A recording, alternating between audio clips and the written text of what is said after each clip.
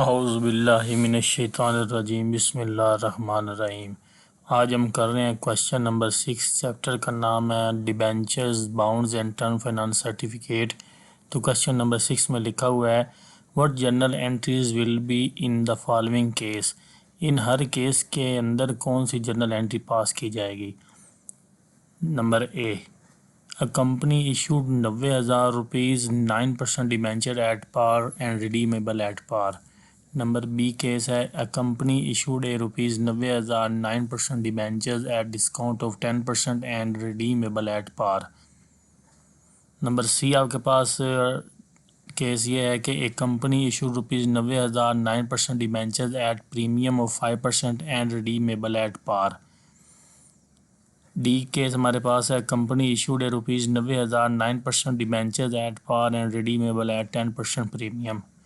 और E case हमारे पास है company issued rupees 90,000 9% debentures at discount of 5% and redeemable at 5% premium. तो ये हमें क्वेश्चन दिया गया है जिसके अंदर हमारे पास क्वेश्चन नंबर 5 इससे पहले जो हमने क्वेश्चन किया है उसी के रिलेटेड क्वेश्चन है। सिर्फ फ़र्क ये है कि आज यहाँ पे क्वेश्चन नंबर 6 के अंदर कि हमारे पास जो डिबेंचर्स हैं वो रुपीज़ की शक्ल में दे दिए हैं। डिबेंचर्स की क्वांटिटी या मिकदार या तादाद नहीं बताई गई। तो हम क्या करेंगे कि ये जो रुपीज़ 90,000 रुपये के डिबेंचर्स हैं, डिबेंचर बाय डिफ़ॉल्ट आपका पार वैल्यू 100 रुपीज़ होती है। तो हम क्या करेंगे, इस 90,000 रुपये को 100 के ऊपर डिवाइड करेंगे तो हमारे पास नंबर ऑफ़ डिबेंचर्स बन जाएंगे 900 डिबेंचर्स। तो हम क्या लिखेंगे, number of debentures is equal to rupees 90,000 divided by 100 is equal to 900 debentures. तो हमारे पास इस पूरे क्वेश्चन के अंदर 900 डिबेंचर्स की तादाद दी गई है। तो अब जब हम इसकी तादाद मालूम कर लेंगे 900 डिबेंचर्स, तो हमारे लिए क्वेश्चन हल करना आसान हो जाएगा। तो हमने करना क्या है कि हम सबसे पहले जो भी हमारे पास इशूड होंगे कंपनी ने डिबेंचर्स किए उसके साथ बैंक अकाउंट को डेबिट करेंगे और पार वैल्यू के साथ डिबेंचर अकाउंट को क्रेडिट करेंगे। तो हमारे पास जो डिफरेंस होगा वो हमारा डिस्काउंट या प्रीमियम की शक्ल में हमारे पास से निकलता आएगा। तो देखें हमारे पास जर्नल का फार्मेट बना हुआ है। इस जर्नल के फार्मेट के अंदर सबसे पहले हम लिखेंगे in the book of company, name of business, date का कॉलम है, डिटेल है, LF है, अमाउंट डेबिट और अमाउंट क्रेडिट है। ठीक है, तो हम क्या करेंगे, नंबर 1 केस करने जा रहे हैं। हम पढ़ेंगे a company issued rupees 90,000 9% debenture at par and redeemable at par. कि कंपनी 90,000 रुपये के डिबेंचर्स इशू कर रही है और वो पार वैल्यू पे इशू कर रही है एंड रिडीमेबल एट पार, और जब वो काबिल वापसी होंगे तो वो भी पार वैल्यू पे होंगे। यानी कि 100 रुपये वाला डिबेंचर हम जो इशू कर रहे हैं वो कितने पे वापस होगा, 100 रुपये में ही के हिसाब से ही वापस कंपनी लेगी। ना कंपनी को फ़ायदा हो रहा है ना कंपनी को नुकसान हो रहा है। तो डिबेंचर्स को जब इशू करते हैं तो एंट्री करते हैं bank account to 9% debenture account. अब हमारे पास कितने डिबेंचर्स हैं, हमने क्या किया, 90,000 रुपये को 100 पे पहले डिवाइड कर लिया तो 900 डिबेंचर बने हैं। तो इसका मतलब है 900 डिबेंचर्स इशूड किए गए हैं, पार वैल्यू पे ज़रब 100 करेंगे और इसी 900 डिबेंचर्स को रिडीमेबल वापस किया गया पार वैल्यू पे 100 रुपये से मल्टीप्लाई कर लेंगे। तो हमारे पास एंट्री होगी bank account to 9% debenture account. 90,000 रुपये से हमारे पास डेबिट हो जाएगा बैंक अकाउंट और क्रेडिट हो जाएगा 90,000 रुपये से 9% डिबेंचर अकाउंट। ठीक है, तो हम लिखेंगे bank account to 9% debenture account, 900 debentures at the rate of rupees 100 each, 90,000। इसी तरह डिबेंचर हमेशा पार वैल्यू से क्रेडिट होगा, तो हम लिखेंगे 900 डिबेंचर्स एट रुपीज़ 100 ईच, 90,000 रुपये बन जाएगा। नीचे हम सेम वही नरेशन जो आपके केस नंबर 1 में थी वो लिखेंगे, being the issuance of debenture at par and redeemable at par. अब हमारे पास दूसरा केस है जिसमें लिखा हुआ है, बी केस है, अ कंपनी इशूड 90,000 रुपये 9% डिबेंचर एट डिस्काउंट ऑफ 10%। कि कंपनी ने 10% डिस्काउंट पे 90,000 वाले डिबेंचर इशू किए हैं एंड रिडीमेबल एट पार, और जो पार वैल्यू उसकी थी वो हमारे पास उसी पर काबिल वापसी लिए हैं। तो हम इशूड प्राइस से बैंक अकाउंट के डेबिट करेंगे। डिस्काउंट 10% है, इसका मतलब ये हुआ कि आपके डिबेंचर की वैल्यू 100 में से 10% माइनस हो जाएगा तो 90 रुपये की बच जाएगी। ठीक है, और पार वैल्यू से क्रेडिट होगा। तो अब हमारे पास जर्नल एंट्री होगी bank account discount on issue of debenture account to 9% debenture account. तो हमारे पास बैंक अकाउंट डेबिट होगा, इशूड एट 10 डिस्काउंट ऑफ 10% लिखा हुआ है। तो हम डिबेंचर इशू करेंगे 10% डिस्काउंट पे। तो हमारे पास 100 के ऊपर रुपए के ऊपर जब हम 10% लेंगे तो 10 रुपये बनेंगे, और 100 में से 10 माइनस होंगे तो हमारे पास 90 रुपये का एक डिबेंचर होगा। हम लिखेंगे 900 debenture eight the rate of ₹90 each.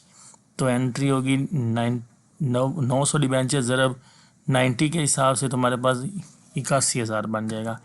81,000 रुपये से बैंक अकाउंट डेबिट हो जाएगा, और डिबेंचर जो है 9% हमेशा पार वैल्यू से क्रेडिट करेंगे। 900 डिबेंचर ज़रब 100 ईच करेंगे तो हमारे पास 9% डिबेंचर बन जाएगा। ये बेसिक एंट्री वही की है जो हमने पहले एंट्री की है, बस फ़र्क ये है कि यहाँ पे बैंक अकाउंट आपका डेबिट हुआ है 81,000 से, और डिबेंचर अकाउंट क्रेडिट हुआ है 90,000 से। दोनों का जब फ़र्क लेंगे तो डेबिट में 9,000 रुपये कम लिखा गया, और ये जो 9,000 रुपये कम है ये हमारे पास बेसिकली डिस्काउंट है। तो हम लिखेंगे कि discount on issue of debenture. अब क्या एंट्री होगी, bank account discount on issue of debenture account to 9% debenture account. Bank में लोगों ने जो आपको कर्ज दिया है वो 900 रुपये के हिसाब 900 डिबेंचर 90 के हिसाब से दिया है, और 10 रुपये फी डिबेंचर आपको कम पैसे मिले हैं। Discount on issue of debenture पे हुआ है, डिस्काउंट हुआ है 9,000, और असल कीमत बनती थी 9% डिबेंचर 900 डिबेंचर ज़रब 100 के हिसाब से, तो ये 90,000 बन जाएगा। तो नीचे हम लिखेंगे हमारे पास being the issuance of debentures at 9 discount redeemable at par. क्या हमने डिबेंचर्स को डिस्काउंट पे इशू किया और काबिल वापसी पार वैल्यू पे था। अब यहाँ पे कंपनी ने लोगों से 81,000 रुपये लिया है कर्ज की मद में, और जब वापस कर रहे हैं तो 90,000 रुपये वापस करेंगे, तो 9,000 रुपये कंपनी को नुकसान हुआ है जिसको हमने डिस्काउंट के मद में चार्ज किया गया है। ठीक है। अब हमारे पास तीसरी एंट्री है, company issued 90,000 9% debenture at premium of 5% and redeemable at par. कि 90,000 रुपये के डिबेंचर्स 5% प्रीमियम पे दिए गए हैं, और प्रीमियम पे देने के बाद आपने जो पार वैल्यू थी इस डिबेंचर्स की वो हमारे पास 100 रुपये के हिसाब से होगी। ठीक है। तो अब हमारे पास एंट्री होगी bank account to 9% debenture account to premium on issue of debenture account. तो कैसे एंट्री करेंगे कि प्रीमियम ऑफ 5% का मतलब है 100 रुपये के ऊपर 5% 5 रुपये इसमें इजाफा होगा। अब आपके डिबेंचर की कीमत हो गई है 105, तो 900 डिबेंचर्स ये जो मैं दिए हुए हैं इसको मल्टीप्लाई करेंगे 105 के साथ, तुम्हारे पास रकम बन जाएगी 94,500 रुपये। ठीक है। तो एंट्री होगी bank account to 9% debenture account to premium on issue of debenture account. तो बैंक अकाउंट डेबिट होगा 900 डिबेंचर मल्टीप्लाई बाई 105 105 रुपये, तुम्हारे पास बन जाएगा 94,500 रुपये से बैंक अकाउंट डेबिट। और जो 9% डिबेंचर हमारे पास अकाउंट पार वैल्यू के साथ क्रेडिट होगा 900 डिबेंचर ज़रब 100 रुपये, तो हमारे पास वो बनेगा 90,000 रुपये। तो ये बेसिक जनरल एंट्री होगी bank account to 9% debenture account. अब हम देखेंगे डेबिट में 94,500 और क्रेडिट में 90,000 है, तो कितने का फ़र्क है, 45 रुपये का फ़र्क। तो हम लिखेंगे 45 रुपये क्रेडिट कर देंगे, तुम्हारे पास बन जाएगा premium on issue of debenture account. ठीक है। तो कैसे किया कि बैंक अकाउंट हमेशा आपका पार प्रीमियम के साथ डेबिट हुआ है 900 debenture eight the rate of ₹105 94,000, और पार वैल्यू के साथ 900 डिबेंचर ज़रब 100 रुपये के हिसाब से डिबेंचर अकाउंट क्रेडिट हो गया है। और जो इजाफी रकम थी आपने प्रीमियम की मद में दी थी 900 डिबेंचर्स 5 रुपये पर डिबेंचर आपने उस पर इजाफी वैल्यू दी थी, तो हमारे पास 45 रुपये बन गए।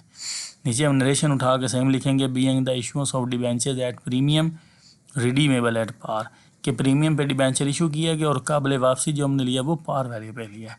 इसका मतलब ये हुआ कि लोगों ने आपको बैंक के ज़रिए पैसे दिए हैं 94,500 का, लोगों को आपने कर्ज़ वापस करने की जो मुआहदा किया वो 90,000 रुपये का, तो 45 रुपये पर डिबेंचर आपको इजाफी रकम मिली है जो उसका फ़ायदा हो गया है। नेक्स्ट हमारे पास जो केस है वो डी केस है, company issued 90,000 9% debenture at par and redeemable at 10% premium. ठीक है।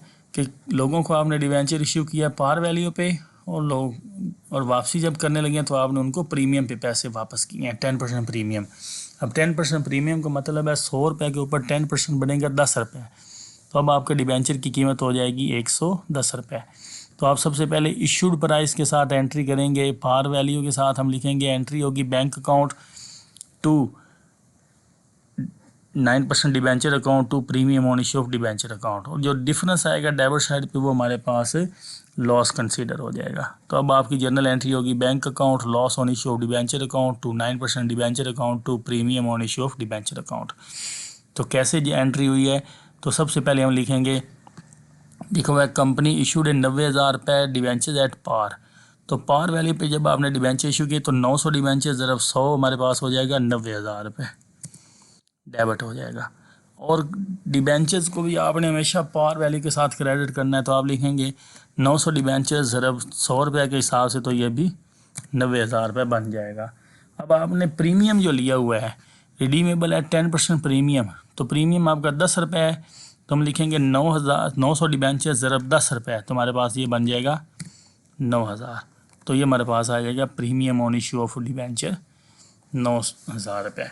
अब आप देखें डेबिट और क्रेडिट में फ़र्क है, डेबिट में 90,000 रुपये है, क्रेडिट में 99,000 रुपये बनता है, ठीक है। तो डेबिट में 9,000 रुपये का जो फ़र्क है वो हमारे पास loss on issue of debenture हो गया है, ठीक है। कैसे हुआ है जी, बैंक अकाउंट डेबिट हुआ है आपका पार वैल्यू की पे 900 डिबेंचर ज़रब 100 रुपये के हिसाब से 90,000, और फिर आपने 900 डिबेंचर ज़रब 100 रुपये के हिसाब से 9% डिबेंचर अकाउंट को क्रेडिट किया है, और जो प्रीमियम था 900 डिबेंचर मल्टीप्लाई बाय 10 रुपये पर डिबेंचर प्रीमियम दिया गया, तो premium on issue of debenture हमारे पास 9,000 बन गया। अब डेबिट और क्रेडिट का जब आपने फ़र्क लिया तो ये 9,000 रुपये आपका basically loss on issue of debenture हो गया कि आपने 10 रुपये पर डिबेंचर आपको लॉस हुआ है। अब कैसे लॉस हुआ है कि आपने लोगों से बैंक के ज़रिए 90,000 रुपये वसूल किया है, और लोगों को वापस जो किया आपने 99,000 किया है। तो 9,000 जो पर आपने इस कंडीशन में इशू किए हैं, ज़्यादा पैसे दिए, ये आपका लॉस हो गया है। तो हम लिखेंगे being the issues of debenture at par value पे डिबेंचर इशू किया और रिडीमेबल एट प्रीमियम, तो प्रीमियम पे आपने डिबेंचर्स को वापस ले लिया है। नेक्स्ट हमारे पास जो केस है उसमें लिखा हुआ है company issued 90,000 9% debenture eight discount of 5% and redeemable है 5% प्रीमियम, के लोगों से आपने 5% डिबेंचर डिस्काउंट पे इशू किए हैं, और जब वापस करने लगे हैं काबिल वापसी तो 5 रुपये प्रीमियम इजाफी रकम आपने दी है, तो यहाँ आपको डबल लॉस हुआ है, ठीक है। अब आप सबसे पहले देखेंगे डिस्काउंट आपका 5% है, तो 100 रुपये के ऊपर डिस्काउंट लेंगे 5%, तो हमारे पास बनेगा 5 रुपये। 100 पे से ये 5 रुपये माइनस करेंगे तो 95 रुपये पे डिबेंचर आपने इशू किया है, ठीक है।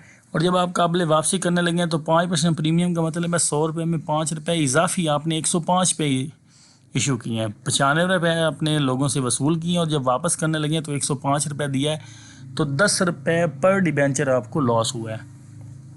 अब आपकी जर्नल एंट्री होगी bank account loss on issue of debenture account to 9% debenture account to premium on issue of debenture account. कैसे एंट्री होगी कि सबसे पहले आपने इशूड किया डिस्काउंट पे, तो 5% जब डिस्काउंट निकालेंगे तो हमारे पास निकल आएगा 100 रुपये का 5% 5 रुपये, 100 में से 5 रुपये माइनस करेंगे तो 95 रुपये आपका हो जाएगा। तो आप लिखेंगे 900 debentures at the rate of ₹95 each, तो ये हमारे पास बन जाएगा 85,500।